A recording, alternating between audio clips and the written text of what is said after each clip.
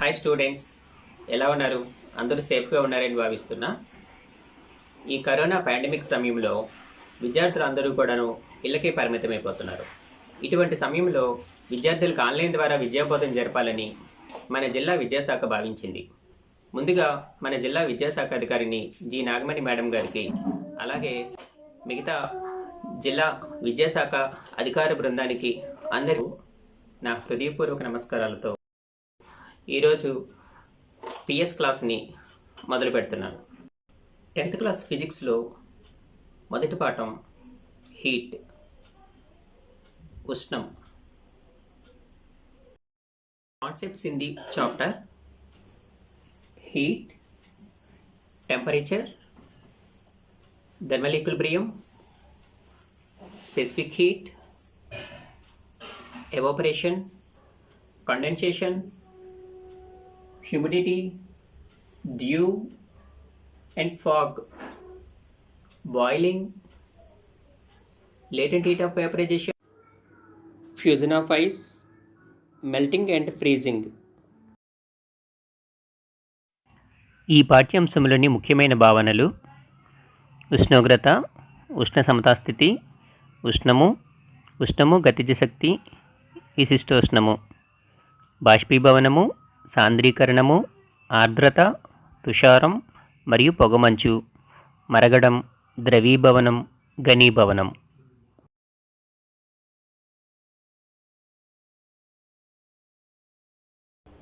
ఈ అంశాల గురించి మనం ఈ పాఠ్యాంశంలో ఉంటాయి. ఈ పాఠ్యాంశంలో మనం ముఖ్యంగా 3 టాపిక్స్ గురించి మనం ఈరోజు నేర్చుకుంటాము. ఆ 3 ఏవనేవి ఇప్పుడు చూద్దాము. Today class concepts: heat, temperature and thermal equilibrium. ఈరోజు పాఠ్యాంశంలోని ముఖ్య భావనలు: ఉష్ణం, ఉష్ణోగ్రత, ఉష్ణ సమతాస్థితి. ఉష్ణం గురించి తెలుసుకునే ముందు, అంటే హీట్ గురించి తెలుసుకునే ముందు, ఎనర్జీ అనేది ఎన్ని టైప్స్ ఉంటుంది, ఎన్ని రకాలుగా ఉంటుంది అనేది ముందు మాట్లాడదాం. Forms of energy: light energy, energy of motion, heat energy, electrical energy, nuclear energy, chemical energy, potential energy and sound energy. శక్తి రకాలు: శక్తి అనేది కాంతి రూపంలో ఉంటుంది, కాంతికి ఉండే శక్తి. అలాగే మోషన్, చలనంలో ఉండే శక్తి. అలాగే హీట్, వేడికి ఉండే శక్తి. ఎలక్ట్రికల్ ఎనర్జీ, విద్యుత్ శక్తి. అలాగే న్యూక్లియర్ ఎనర్జీ, కేంద్రక శక్తి. అదేవిధంగా కెమికల్ ఎనర్జీ, రసాయనిక శక్తి. స్థితి శక్తి, పొటెన్షియల్ ఎనర్జీ. ఇంకా సౌండ్ ఎనర్జీ, ధ్వని శక్తి. ఈ విధంగా శక్తి చాలా రూపాల్లో మనకు లభిస్తుంది. మరి ఇన్ని రకాలైన ఎనర్జీస్ అన్నిటిలో కూడాను దేనికి లో ఎనర్జీ ఉంటుంది, దేనికి హై ఎనర్జీ ఉంటుంది అనేది మనం ఇప్పుడు చూద్దాం. Objects with slow moving atoms have low heat energy. Objects with fast moving atoms have high heat energy. నెమ్మదిగా చలించే కణాలు కలిగిన పదార్థాలకు తక్కువ ఉష్ణశక్తి ఉంటుంది. వేగంగా చలించే కణాలు కలిగిన పదార్థాలకు ఎక్కువ ఉష్ణశక్తి ఉంటుంది.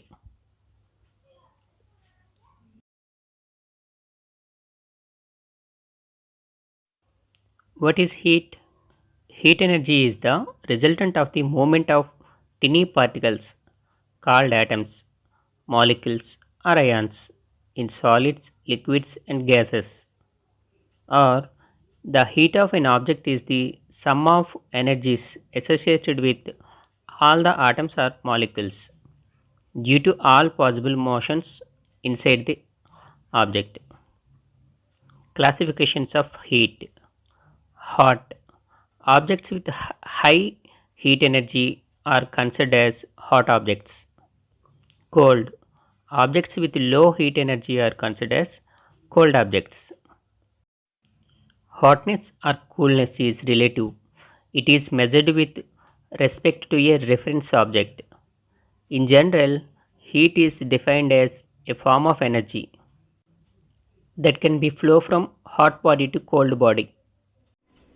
వీటన్నిటి నుండి హీట్ ఉష్ణము అంటే ఏమిటంటే, ఉష్ణము ఒక పదార్థంలో గల అన్ని కణాల యొక్క అన్ని రకాల చలనాల వలన ఏర్పడిన శక్తులు మొత్తాన్ని ఉష్ణము అంటారు. ఇది పదార్థంలో గల కణాల కంపన స్థితిపై ఆధారపడుతుంది. ఉష్ణము వర్గీకరణ. వేడి వస్తువు ఒక వస్తువు అధిక ఉష్ణాన్ని కలిగి ఉంటే దానిని వేడి వస్తువు అంటారు. చల్లని వస్తువు ఒక వస్తువు తక్కువ ఉష్ణాన్ని కలిగి ఉంటే దానిని చల్లని వస్తువు అంటారు. వెచ్చదనం లేదా చల్లదనం అను భావన సాపేక్షము. అది మరొక వస్తువుతో పోల్చి చెప్పదగిన రాశి. సాధారణ పరిభాషలో ఉష్ణం అనగా వేడి వస్తువు నుండి చల్లని వస్తువునికి ప్రవహించే శక్తి స్వరూపమని భావించవచ్చు. ఉష్ణమును Q అనే అక్షరంతో సూచిస్తారు. ఒక చెక్క ముక్కను, ఐరన్ ముక్కను తీసుకొని ఒక ఫ్రిడ్జ్లో పెడదాం.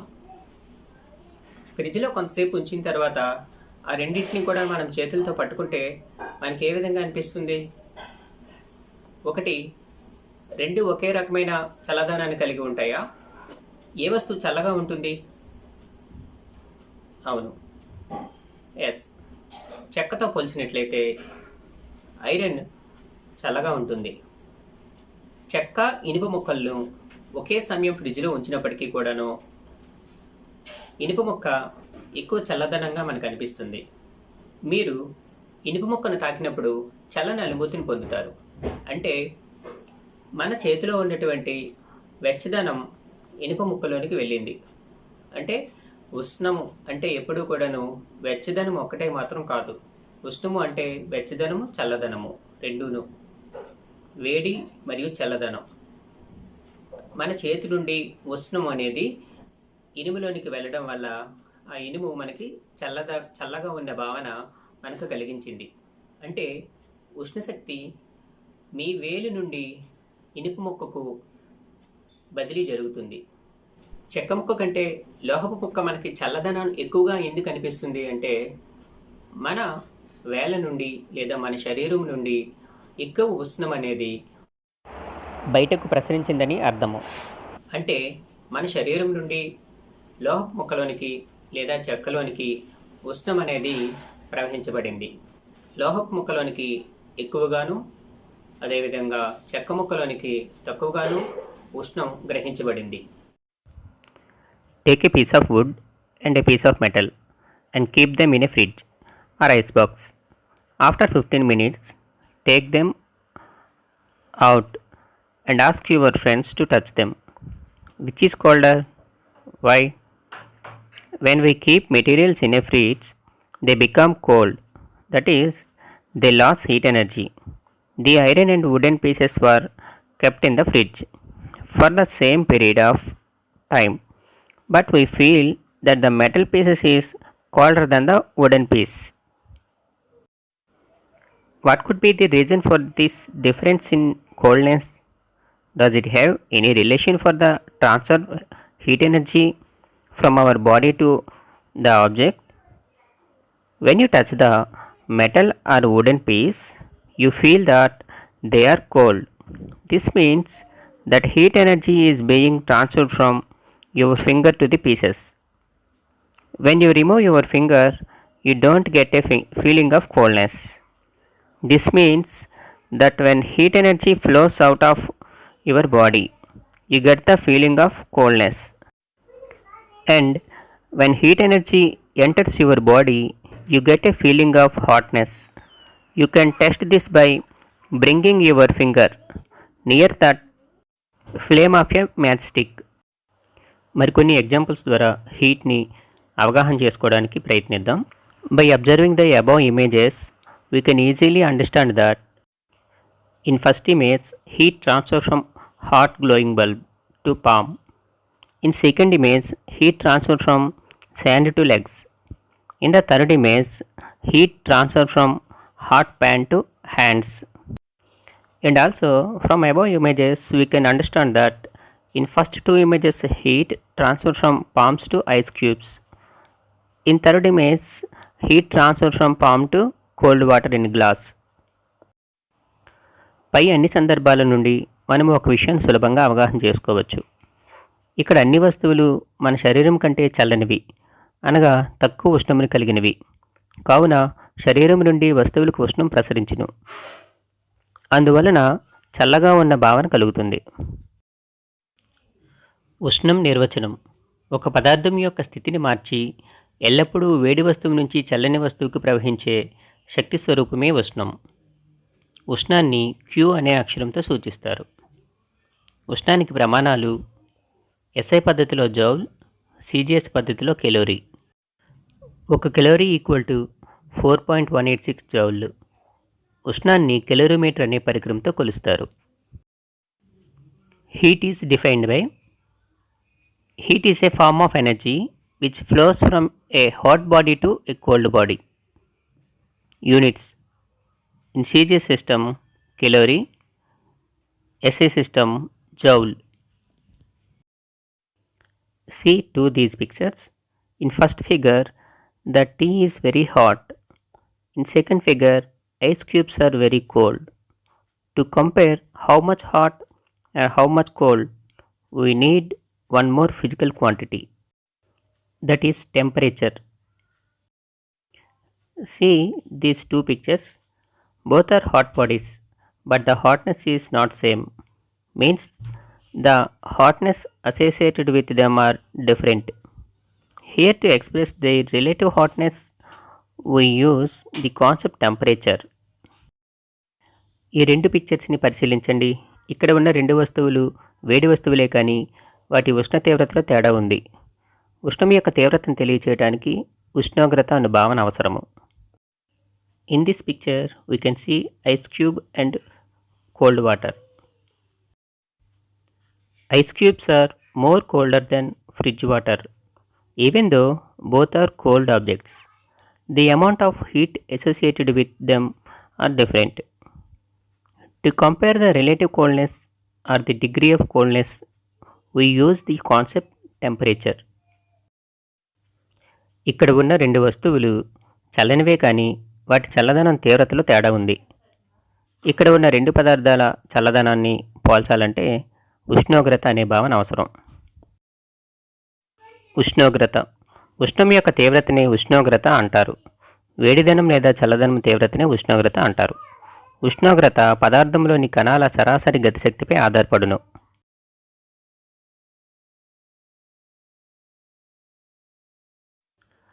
టెంపరేచర్: ఉష్ణోగ్రతను థర్మామీటర్ సహాయంతో కొలుస్తాము. Different types of thermometers. Thermometer రకాలు: heat transformation, conduction, convection, radiation. ఉష్ణ ప్రసార పద్ధతులు: ఉష్ణవహనము, ఉష్ణ సంవహనము, ఉష్ణ వికిరణము. Conduction: in this method heat transfer between atoms or molecules in direct contact. Convection: in this method heat transfer by the movement of particles of the substance. Radiation: in this method heat transfer by the electromagnetic waves. ఉష్ణ సంవహనము: పదార్థంలోని కణాల ద్వారా ఉష్ణం ఒక ప్రాంతం నుంచి మరో ప్రాంతానికి ప్రసారమైతే ఆ పద్ధతిని ఉష్ణ సంవహనము అంటారు. ఉష్ణవహనము: పదార్థంలోని వేడి ప్రాంతంలో కణాలు చల్లని ప్రాంతానికి చలించటం ద్వారా ఉష్ణం ఒక ప్రాంతం నుంచి మరొక ప్రాంతానికి ప్రసారమయ్యే పద్ధతిని ఉష్ణవహనము అంటారు. ఉష్ణ వికిరణము: ఉష్ణము విద్యుదయస్కాంత తరంగాల రూపంలో ఒక ప్రాంతం నుంచి మరో ప్రాంతానికి ప్రసారమయ్యే పద్ధతిని ఉష్ణ వికిరణము అంటారు. ఉష్ణం, హీట్, ఉష్ణోగ్రత, టెంపరేచర్ ఈ రెండు వేరువేరు. ఉష్ణోగ్రత లేదా టెంపరేచర్ అంటే చల్లదనం లేదా వెచ్చదనం యొక్క స్థాయిని తెలిపేది. ఉష్ణోగ్రత. Temperature: the degree of hotness or coldness is called temperature. Units: SI system Kelvin. Temperature in Kelvin equal to 273 plus temperature in degree Celsius. 0 degree Celsius equal to 273 kelvins. Heat in terms of temperature. Heat is a form of energy that flows between two objects with a temperature difference, that is from a body with more temperature to body with less temperature. ఉష్ణోగ్రత భావన ప్రకారం ఉష్ణాన్ని నిర్వచించాలంటే ఉష్ణోగ్రతలో భేదం ఉన్న ఏవైనా రెండు వస్తువుల మధ్య ప్రవహించే శక్తి స్వరూపాన్ని ఉష్ణము అంటారు. అనగా అధిక ఉష్ణోగ్రత గల వస్తువు నుండి అల్ప ఉష్ణోగ్రత గల వస్తువుకు ప్రవహించే శక్తి స్వరూపమే ఉష్ణము. మానవ శరీరం యొక్క సాధారణ ఉష్ణోగ్రత 98.4 డిగ్రీ ఫారెన్హీట్స్ లేదా 36.9 degree Celsius. What is the difference between heat and temperature? Heat. Heat is a form of energy that flows from a hotter body to colder body. The SI unit of heat is joule. Heat is the energy that flows. Heat is measured with calorimeter. Temperature. The degree of hotness or coldness is called temperature. The SI unit of temperature is Kelvin. Temperature determines direction of heat flow. Temperature is measured with thermometer. ఉష్ణానికి ఉష్ణోగ్రతకు మధ్య గల భేదాలు. ఉష్ణం అధిక ఉష్ణోగ్రత గల వస్తువు నుండి అల్ప ఉష్ణోగ్రత గల వస్తువుకు ప్రవహించే శక్తి స్వరూపాన్ని ఉష్ణం అంటారు. ఉష్ణానికి ఎస్ఐ ప్రమాణాలు జౌల్. ఉష్ణం కారణం ఉష్ణాన్ని కెలోరీమీటర్తో కొలుస్తారు. ఉష్ణోగ్రత చల్లదనం లేదా వెచ్చదనం స్థాయిని ఉష్ణోగ్రత అంటారు. ఉష్ణోగ్రతకు ఎస్ఐ ప్రమాణాలు కెల్విన్. ఉష్ణోగ్రత ఫలితం ఉష్ణోగ్రతని థర్మామీటర్తో కొలుస్తారు. Absolute temperature. Temperature measured on Kelvin scale is called absolute temperature. Calorie. The amount of heat required to raise the temperature of 1 gram of water by 1 degree Celsius is called calorie. That is 4.186 joules. పిల్లలు, అన్ని సందర్భాలలో కూడాను ఉష్ణం అనేది transfer అనేది ఒక place నుంచి ఇంకొక ప్లేస్కి జరుగుతూ ఉంటుందా? అవును, జరగదు. ఎలాంటి స్థితిలో జరగదు అంటే అది థర్మల్ ఈక్విలిబ్రియంలో ఉన్నప్పుడు, అంటే ఉష్ణ సమతా స్థితిలో ఉన్నప్పుడు. Thermal equilibrium. If two different systems A and B in thermal contact are in thermal equilibrium individually with another system C, then the systems A and B are in thermal equilibrium with each other, or the state of body where it neither receives nor gives out heat energy is called thermal equilibrium. ఉష్ణ సమతాస్థితి రెండు వస్తువులను ఒకదానికొకటి తాకే విధంగా ఉంచినప్పుడు లేదా ఉష్ణీయ స్పర్శలో ఉంచినప్పుడు వేడి వస్తువు నుండి చల్లని వస్తువుకు ఉష్ణశక్తి బదిలీ అవుతుంది. ఆ రెండు వస్తువులు ఒకే వెచ్చదనం స్థాయి లేదా చల్లదనం స్థాయి పొందే వరకు ఈ ఉష్ణశక్తి బదిలీ కొనసాగుతుంది. అప్పుడు ఆ రెండు వస్తువులు ఉష్ణ సమతాస్థితిని పొందాయని చెప్పవచ్చు. అంటే ఉష్ణ సమతాస్థితి అనేది ఒక వస్తువు ఉష్ణశక్తిని స్వీకరించలేని స్థితిలో, బయటకు ఇవ్వలేని స్థితిలో ఉండడాన్ని సూచిస్తుంది. ఈ బటన్ మనం అబ్జర్వ్ చేసినట్లయితే హాట్ బాడీ, కోల్డ్ బాడీ ఉన్నాయి. ఆ రెండు కూడాను ట్రాన్స్ఫర్ అయిన తర్వాత వార్మర్గా మారాయి, గోరువెచ్చగా. ఆ తర్వాత అది ఉష్ణ సమతాస్థితికి చేరింది, thermal ఈక్విలిబ్రియంలోకి. If objects A and B are separately in thermal equilibrium with a third object C, then objects A and B are in thermal equilibrium with each other.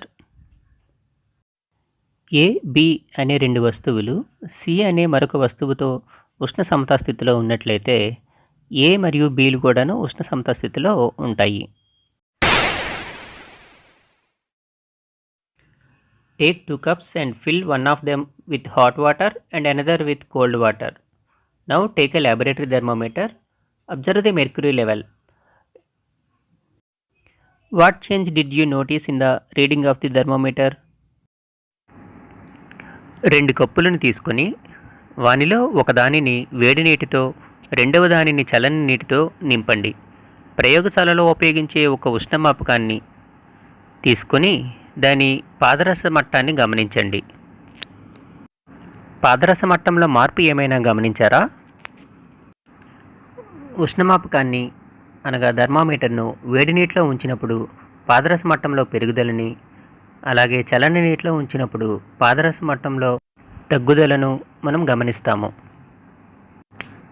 దీనికి కారణం పాదరసం వేడి వస్తువు నుండి నీటికి, అంటే చల్లని వస్తువుకు ఉష్ణం బదిలీ కావడమే.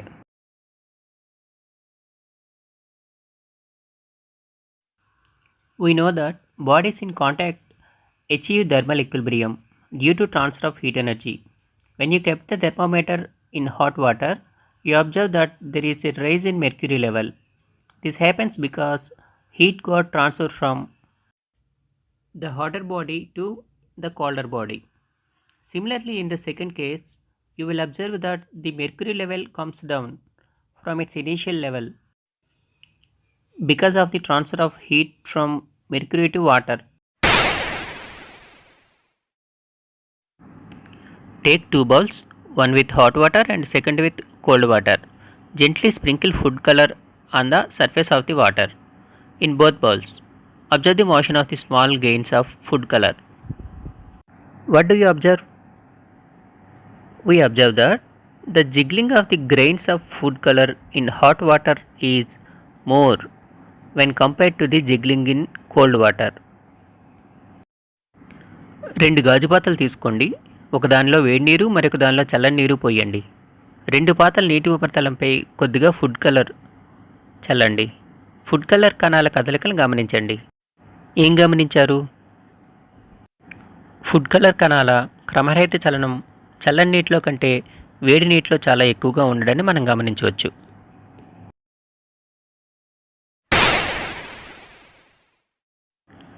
Take water in a container and heat it 60 degrees Celsius. Take a cylindrical transparent glass jar and fill half of it with this hot water. Very gently pour coconut oil over the surface of the water. Put a lid with two holes on the top of the glass jar. Take two thermometers and insert them through the holes of the lid in such a way that bulb of the one thermometer lies only inside the water and other lies only inside the coconut oil. Now observe the readings of the two thermometers. The reading of the thermometer kept in water decreases, while at the same time the reading of the thermometer kept in oil increases. Why does this happen? Because the average kinetic energy of the molecules of oil increases, while the average kinetic energy of the molecules of water decreases. In other words, the temperature of oil increases while the temperature of water decreases.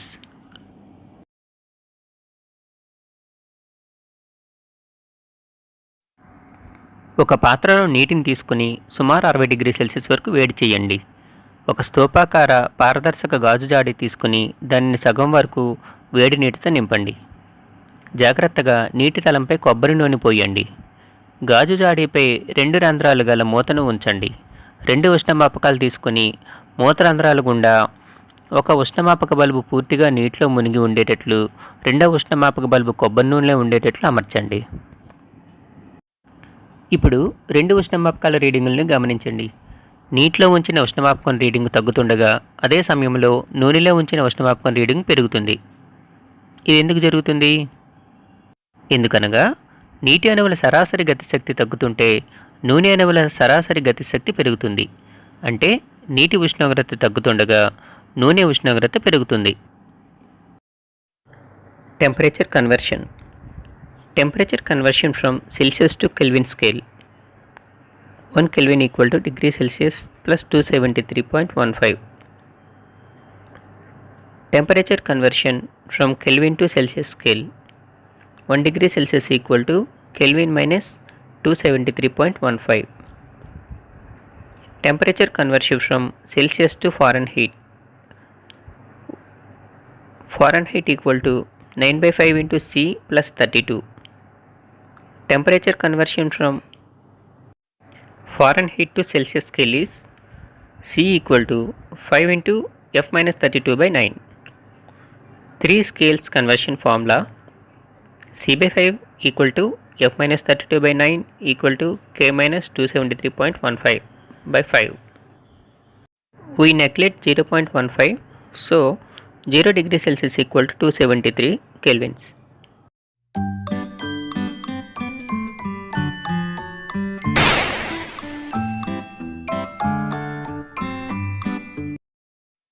విద్యార్థులందరూ క్రింది డిస్క్రిప్షన్లో గల అసైన్మెంట్ను అందరూ తప్పక రాయవలెను.